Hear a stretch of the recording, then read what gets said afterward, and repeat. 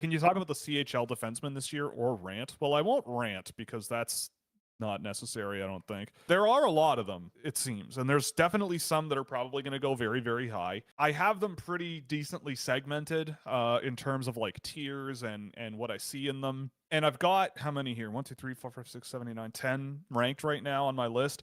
I mean, for me, the number one guy is Villeneuve. Like I see a special hockey player there, especially after the CHL and TDP series, which I've watched both games now. He definitely had some shaky moments, but I think if you say that and don't mention every other CHL defenseman having some really shaky moments, then you're lying. All of those guys had moments where you went, "Gah," especially in their own end. And they also had moments where it was good, right? Like, I think that every one of those defensemen you can kind of poke and prod at in their own end and poke at some moments and find what you want to find in there. Like, Villeneuve did not have a perfect couple of games. But in terms of like watching him play, and how he generated offense and just how much opportunity he created for himself and his line mates, it was just like unbelievable. A lot of the ways that I sort of look at like who my top players available in an NHL draft class, I am a coach or I'm a video coach or I'm a scout or whatever, and I'm pre-scouting what to do against a player. And if that list of options, if that list of like, well, you can get on them by doing this or this or this, if that list of options is like really, really small, those are the players where it's most valuable, right?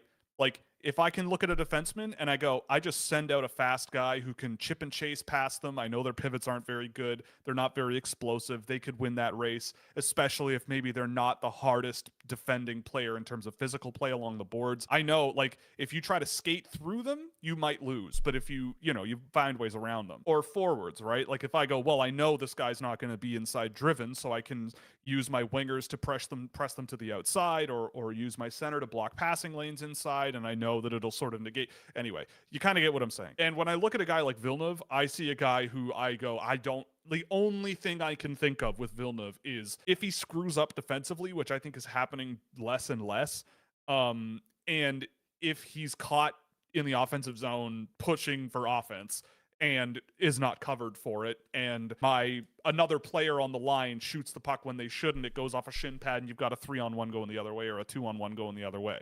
Because if Villeneuve has the puck, I don't know what you do, because you can't get to him because he's such a good skater. He's explosive, he's agile, he's skilled. He very rarely is overhandling the puck. I find like that puck is stuck to him all the time, and the offensive generation is insane with him. So for me, it's like the list of things where I'm a little bit skeptical is pretty limited. During those games, Craig Button was talking a lot about Lane Hudson, and I know Villeneuve himself has talked a lot about Lane Hudson as a sort of guy that he models his game after. I see more out of his game that I like than I remember from Lane Hudson when he was a draft eligible. Like, I didn't agree with it, but I could at least see the argument as to why an NHL team might skip on Elaine Hudson in the first round. I wouldn't have. He's a team scouching guy. I could see the argument.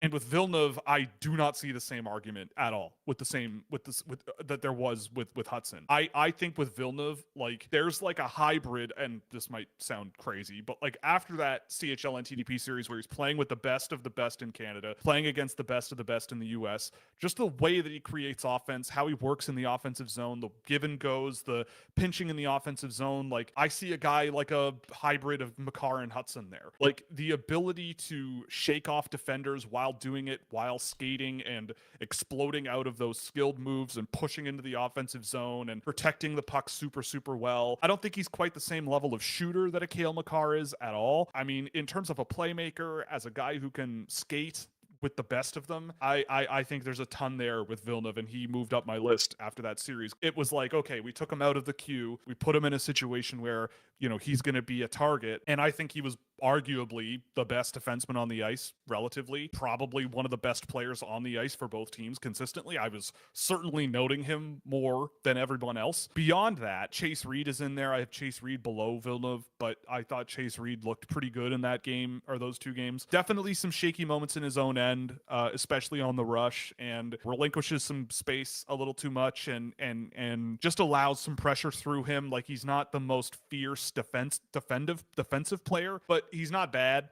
And I think he's just a very well-rounded overall player with some really good pass vision, some really explosive skating ability, really good puck protection. Like there's a lot of good ingredients there. But if he's like a top 5 pick, I'm not sure I do it. I think there's an interesting player there, but I am a little more hesitant on him relative to Villeneuve. Ryan Lynn is in there as well, and I've been up and down on Lynn. Like he's in my first round. I think he's a guy where there's a lot of upside, and I think there's a long way to get there. The way he plays, there is a little bit of that Villeneuve style of pass first, shifty skill, playmaking style of offensive defenseman. He was making some good defensive stops with his stick in the series as well that I noted which was an area that I also wanted to see a little bit more out of him with. And it's hard to explain live on camera, but there were also some moments in that game where I kind of also was thinking, like, if I'm measuring him up against how much I've seen out of a Villeneuve in these 2 games, I just don't see as much in terms of upside potential. And I think with Lynn, the way he plays is risky in terms of projection to the NHL.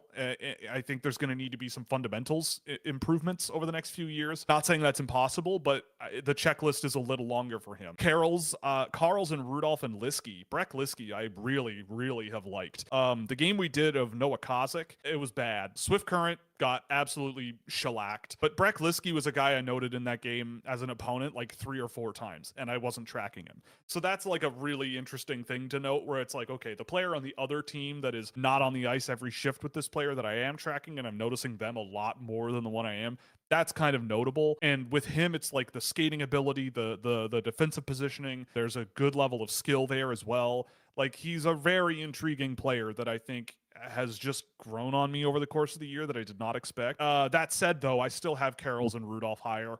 Carls, I think, has a really good sort of passing ability.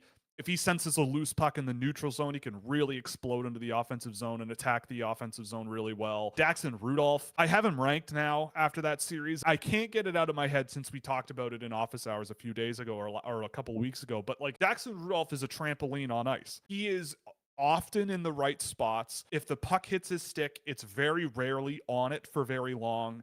He, for better or worse, will pop it to someone else. Sometimes it's a 3-line pass that springs someone for an offensive zone opportunity.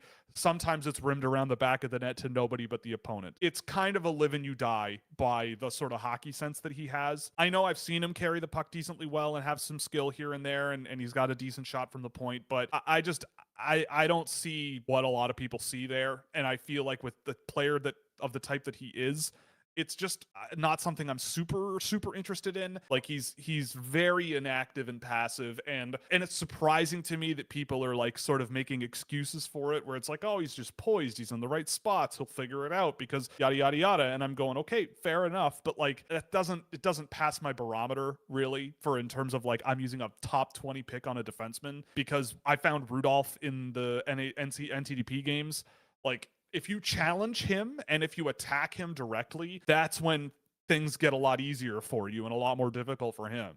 And that's a problem situation for me, because I also just don't trust every shift being like a consistent, a consistent puck movers defenseman shift that I can rely upon. But I could say the same for with even a Carls or a Lynn, or a Reed, or a Villeneuve. And then I have Dravetsky down the board a little bit. I like his offensive zone game, but I've been really underwhelmed, I'll be honest with him. But I need to watch him again. I haven't seen him in a while. On the watch list, I've got Sean Burek, Tommy Blale, Noah Ta'amu, and Reese Hamilton as a re-entry.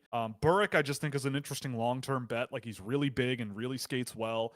I think the hockey sense is a bit of an issue, just moving the puck and seeing the ice. Blale has been on fire recently. I love, again, like his offensive zone play. He's small, and I really am wondering about his ability to project to the NHL as a smaller defenseman, but I could easily see a very good college player there. And I've really liked him. I have a game of him that I've been meaning to do for a while, and I'll do that either tomorrow or Monday. Ta'amu is solid. I don't think there's a huge upside player there, but he's solid. And I like Reese Hamilton. Outside of that, I don't have CHL guys ranked right now. I know someone asked me, I think it was Brian, about Alexander Bilecki on Kitchener, and I watched a bit of him, and he's interesting, but I haven't seen enough to know whether or not I'd put him on the list yet. That's, those are the CHL guys for me right now.